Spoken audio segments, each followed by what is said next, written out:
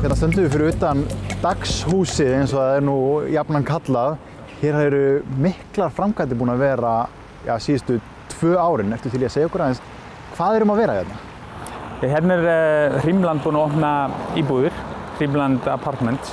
Og eins og þú sagðir, þegar fyrir 2 árum síðan þá keypti Vesturkantur sem á Hrímland þetta húsnæði og bakhúsið og eru núna að klára annan hluta myndi ég segja.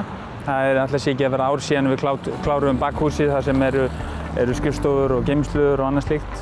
Nú er búið að klára gamla Dagshúsið og þar eru komnar 11 íbúðir í gagnið.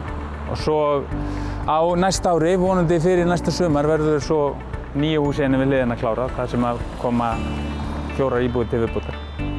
Núna síðustu helginni í október þá höfum við svona pröfuhelgi og fylltum húsið og fengum fólk til að koma og láta okkur vita hvort það vantaði eitthvað upp á eða hvort það þyrfti eitthvað að laga. Þannig að núna frá og með 1. nóvember þá er þetta opið fyrir bókanir og það byrjar strax að bóka á fullu.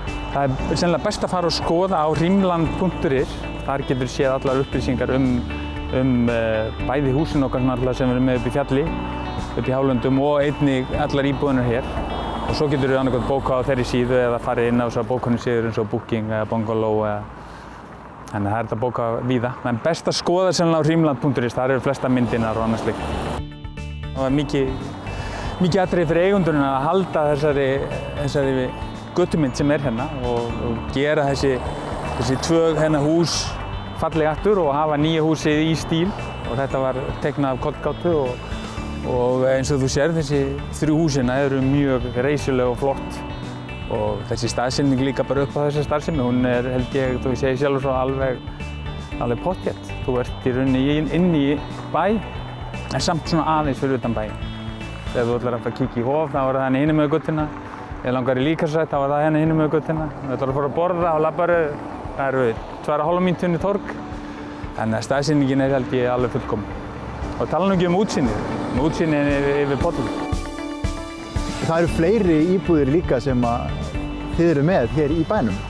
Já, ekki hérna í bænum. Við erum með 9 bústaði upp í hálöndum undir nafninu Hrímland Cottages og það er búið að vera núna í alls ekki 3,5 ár og það gengur mjög vel. Núna síðasta ára er búið að vera stærsta ára okkar hingað til og búið að vera mjög mikið að gera og allar þessar helstu helgar eru nú að bókast upp bara strax á næsta ári. Þessi vetrarfríin í skólunum og páskarnir og sumarið byrja að bókast alveg fullu næsta sumar. Þannig að það er mjög mikið að gera í bústöðunum okkur upp í fjalli.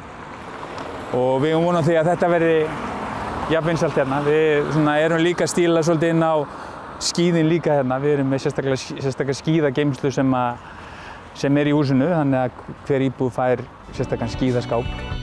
Maður velti fyrir sér að fjárfesta í öllum þessum eignum hérna á Akureyri. Er markaður fyrir þetta?